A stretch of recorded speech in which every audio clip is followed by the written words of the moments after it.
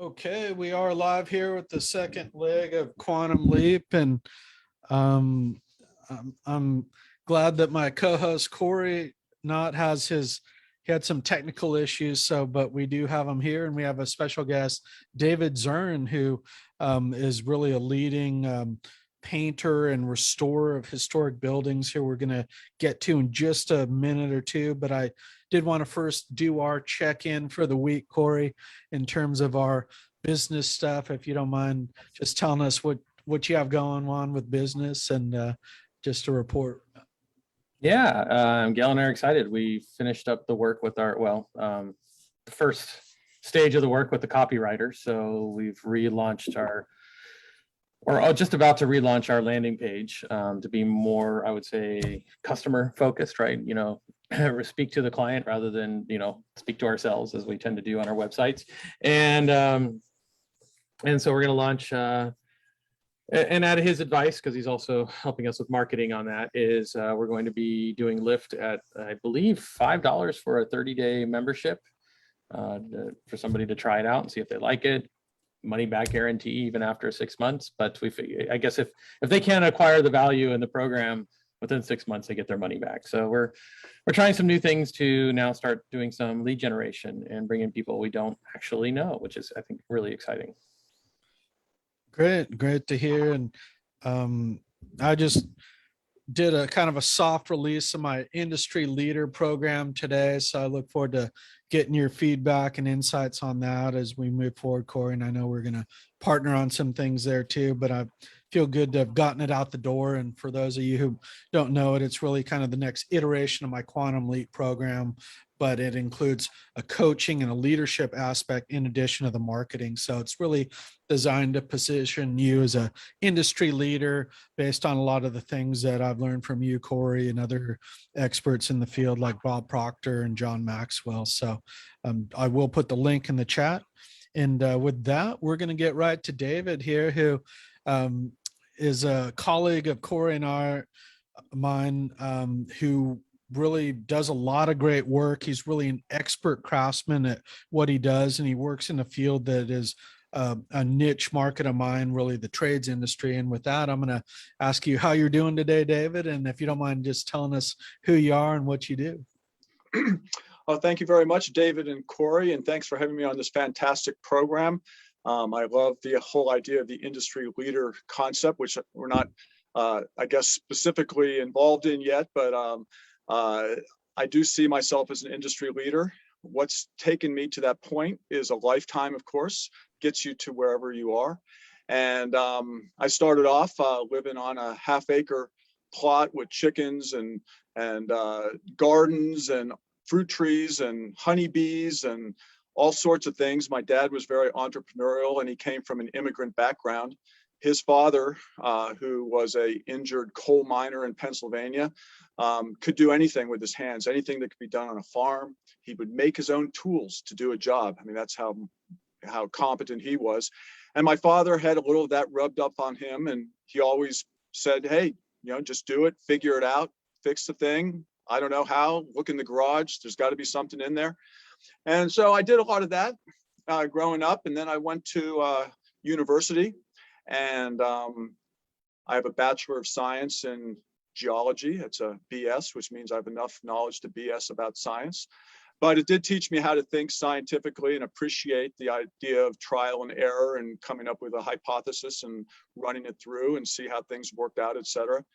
And also worked with my uncle, who was quite a craftsman himself, and worked on a lot of the properties that he managed. And he taught me a lot of the old school, tried and true way of doing things. So I had this scientific approach, and I had the old school approach, which leads to one of my taglines, old world craftsmanship with high tech materials, which makes it different than a lot of people who are in the trades who just stick with the tried and true. But I always love looking at the new.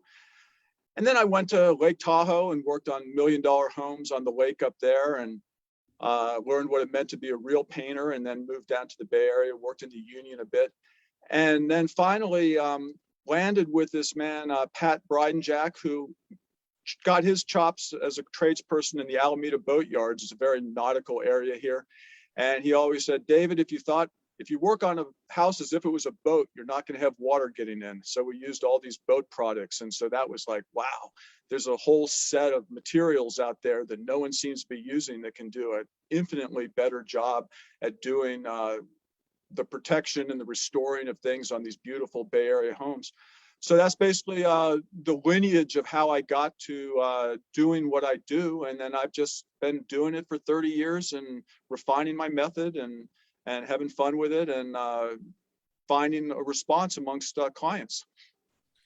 Great. And just a quick testimonial from me. And I know for working with you, we've been working on some video stuff, a YouTube channel, and an initial video on what you do. And I saw it early on about how great of a spokesperson you are, the energy that you bring to your craft, but you're also, somebody who kind of challenges the conventional wisdom out there and really shows what an expert you are at what you do about this concept of it's a lot greener to restore buildings than to try to just sell people on a bunch of new stuff, which may be more cost effective or may benefit the contractor a lot more, but it's not as green and it's not what the client needs. Could you just tell us a little bit about,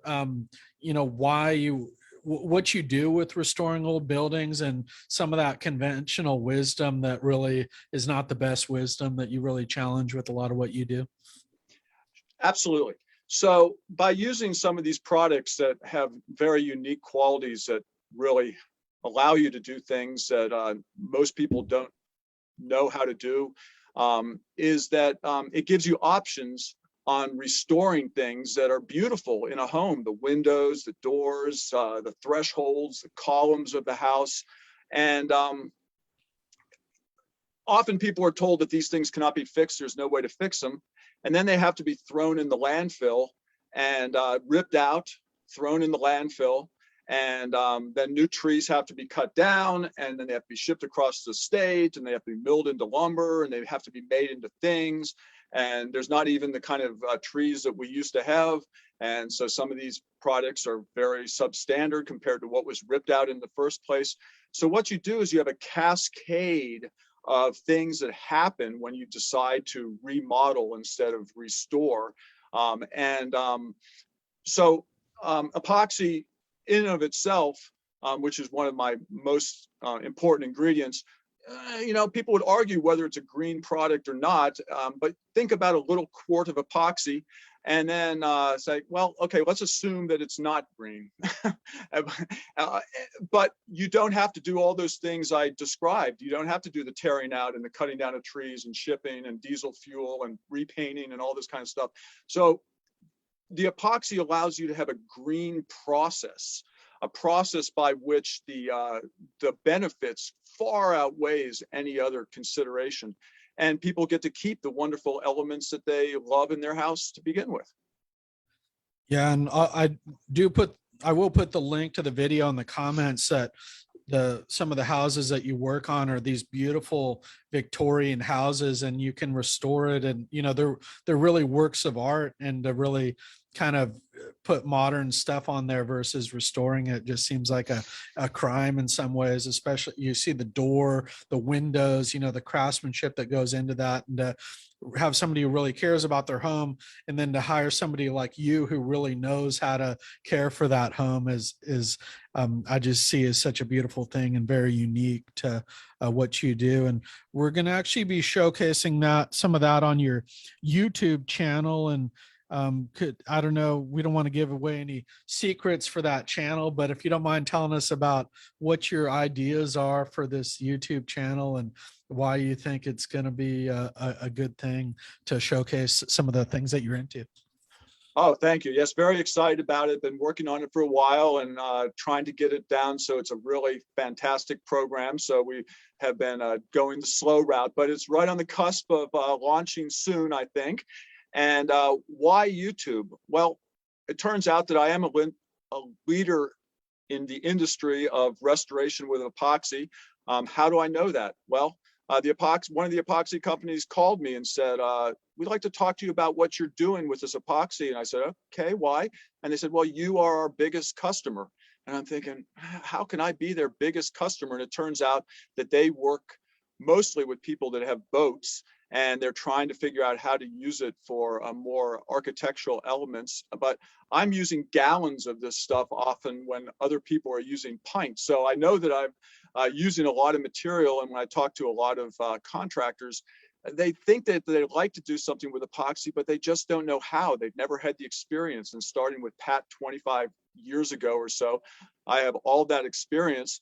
And I'm a natural teacher. I love to teach. And what I'd like to do is teach not just contractors how to raise their game and have something that's a value added way of doing their business, but also homeowners that have problems that keep cropping up and they don't know why they keep coming back. And the epoxy is a way that they can stabilize things and have a fix that is actually going to work. And sometimes these homeowners want to do it themselves, and sometimes they just want to find something they can talk to their contractor about. And so the YouTube channel is designed to demystify the process of using epoxy and show that it's actually often less expensive to use epoxy than it is to restore it in any other way.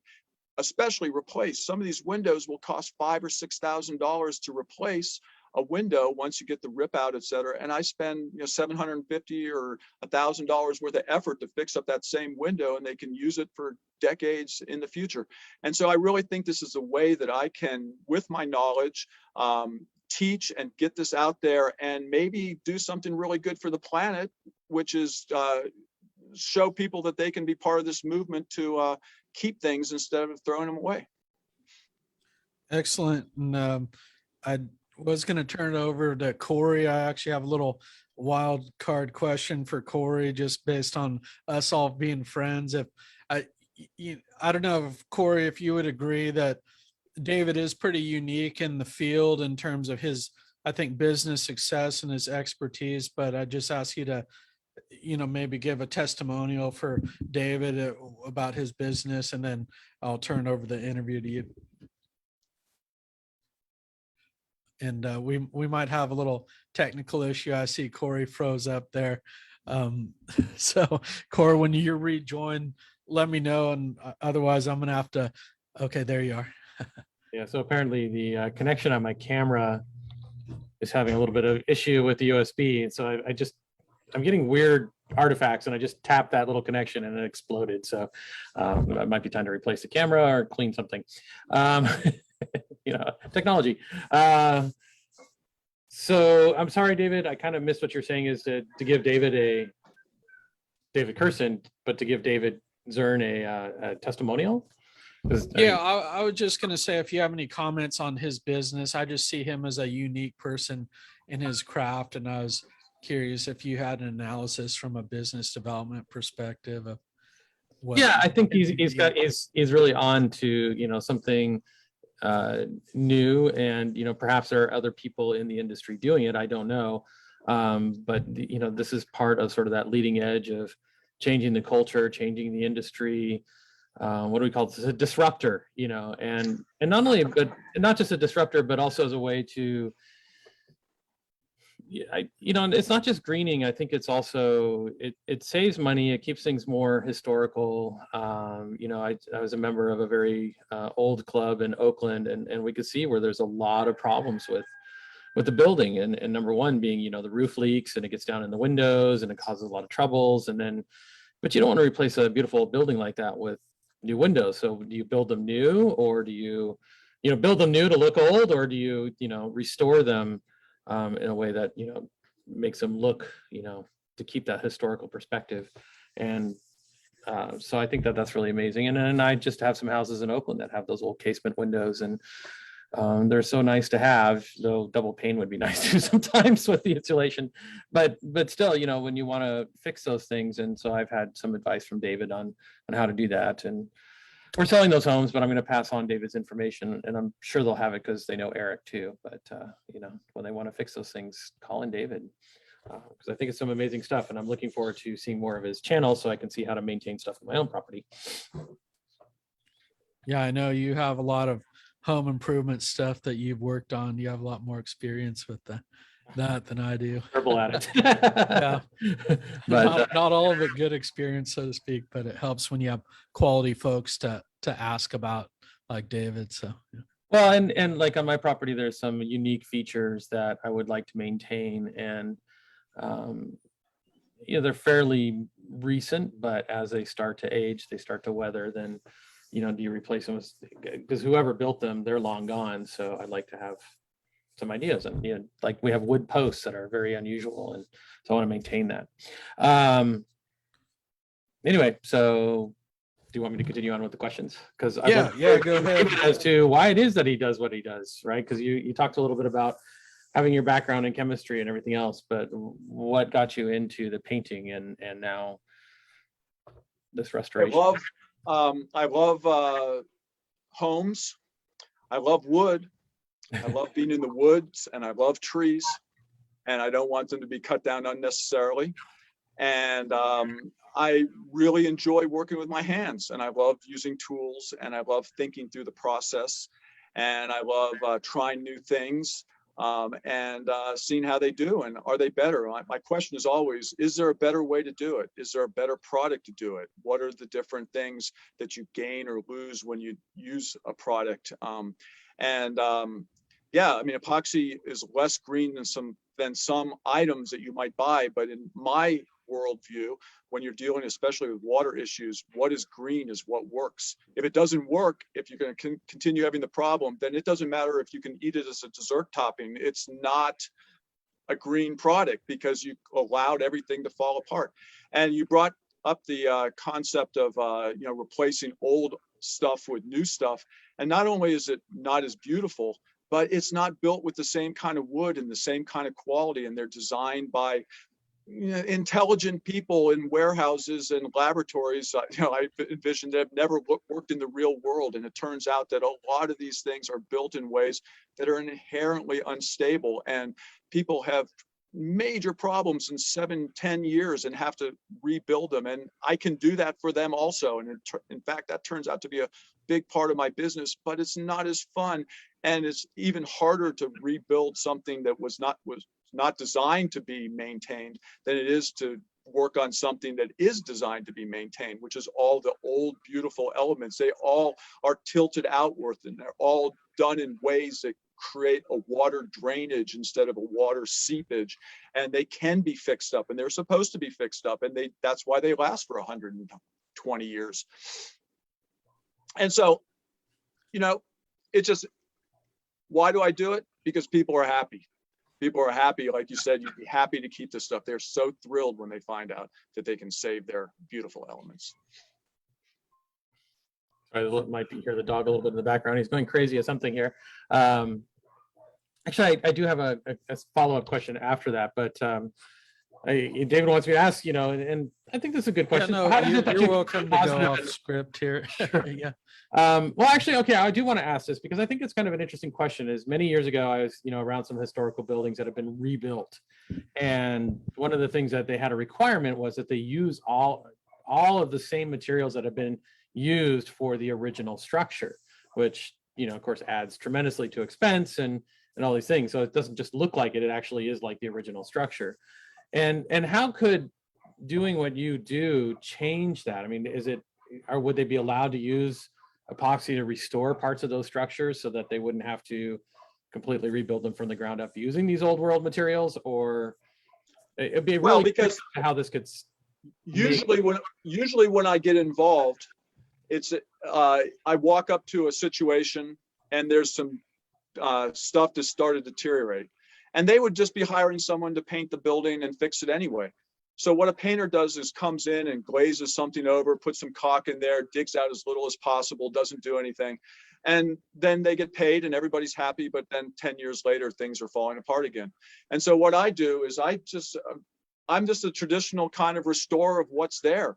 But I go deeper. I get past the superficial stuff and get into where all the joints are and where the lockdown is and where the failure is happening. And I stabilize that and I put in my epoxy and fix it. It doesn't take anything out of the traditionalness of it. in any form or fashion. That's the way I would look at it. And a lot of the things that I fix on some of these more traditionally historic buildings is that there's a kinds of molding that you cannot even make anymore because they were made with hand planes and they were cut in ways that the modern tools cannot produce. And so, yeah, don't remove it, fix it, stabilize it. And I think everybody would be happy. I don't know why that would run afoul of anyone's philosophy. Yeah, great. And just a little background. I know that you kind of work as part of this brain trust, so to speak, of people in our in the trades industry, in our business networking chapter, Andrew Greger, and how you have other people who you work well with, and to really solve any problem when it comes to construction. So Andrew uses you for his painting and restoration. You recommend him for the general contracting needs. So I just see such a good synergy between what you do and a lot of kind of key power partners, as we refer to them in our chapter. And it looks like we did lose Cory again, but I did want to ask about just what keeps you upbeat and positive about your work. I know you always seem to be in such a good mood, and I know you like what you do, but I wanted to just pose that question to you because I know these are some challenging times, particularly for work. So I always like to try to have people share a few of their tips. Well, I'm so fortunate that I have such a broad client base because of what I do is pretty unique, and people pass me on to other people who and they say this is the person to come in and solve your problem. And so I have a very broad client base. So when these economic meltdowns happen or pandemics happen, I'm not looking for new people that don't trust me. I've got all these people that call me up and have me work on their properties, that know me, that have worked with me. And so I have relationships with all my clients. I love my clients. Some painting contractors and other I hate my clients. I was like, what are you talking about? I love my clients. I love working with these people. They're fantastic. They're interesting. They become my friends, in a sense. And I feel like I'm giving them an incredible value. And why am I happy? What keeps me upbeat? They've shown that mostly what people want in life is not necessarily become richer than heck or make more money than everybody else, but to be valued. And my customers value me so much. And so how can you not get up in the morning, go to work, go to a house that you've been working on for 20 years and helping people keep things up and running, and they like you and you like them? I mean, what more is there to life? So I don't think it's any kind of great chore or mystery. Yeah, no, good to hear. And I see that, that makes a big difference. People who you've worked with before, to continue doing good work for them. I know new clients can be stressful, and I know you turn down a lot of work because you have you have your wheelhouse and you don't need to take on projects that you don't want to do necessarily. So Cory, sorry, we lost you again. We are on the last question, I believe. So if you heard any of that, feel free to chime in, or we're just about out of time, but we'll close with that number 6 question. Oh, okay. Yeah. So, well, then who is your ideal client? Well, my bread and butter client is the client I've just described. They have a beautiful home, or just they love their home. They want to take care of it. They understand the value I bring to them. They like the process. They see the results, and then they become a good client. That's been my traditional client. I love any project that's interesting and new that lets me progress in my craftsmanship elements and design new processes that encourage that I can teach other people. But I don't know what my ideal client's going to be in a couple of years. We're going to see where the YouTube channel takes me. I might turn into more of a consultant. I might become more of a teacher. I might become someone that is steering epoxy users to different companies for different reasons. And there's a lot of need for this. The architects have been telling me this, that they want this done, and they love what I do, but they can't find enough people to do it. And so everybody's trying to get an edge. And so we'll see where this takes me. So ideal climate, it's what it has been. Probably it will be the same for a while, but I'm moving also in another direction where I'm going to become more of a person, a spokesperson for doing this kind of green restoration process. Nice. Great. Yeah, that's what I was getting at earlier. And I know Cory has a lot of thoughts on this, that Cory and I really have delineated some of this about what makes an industry leader. And, that's why we wanted to have you on, because you are an industry leader. And I think when you do lead your industry and your expertise and the connections that you have, it really opens up all these other avenues of things that you could do, be it the YouTube channel, a spokesperson for epoxy, your local store, for example, called you because you buy the most of that product, the most about it, even though he may not know that. Well, he probably did know that. That's why he called you. But I just think it's a great example of what you can get to when you lead your industry and you have a choice of what you want to do with your future. So such a great having you on to tell your story. And Cory, I don't know if you have any remarks on that issue, or David, feel free to close out. Yeah. Oh, you're muted. Yeah, I said, no, I don't have anything. Just a lot of noise here, so I'm muted. Okay, good. Well, David, we'll keep in touch. I will Thank share you. that demo video too. You have this. Yeah. Anybody who hasn't seen you on video, you're just amazing on video in terms of that passion for what you do, and how you talk about this craftsmanship is just a beautiful thing. It really shines on video. So I will put some of those links, and we'll look forward to having you back to check in on the channel. Thank you very much. Thanks for the opportunity to share my ideas, and anybody that sees my videos, steal all my ideas and use them. They'll try, but they won't do the same thing for them. So it's easier than you think. It's easier than you think. Thanks for joining us, and we'll talk to you soon, David. Thank you, David and Cory. Bye.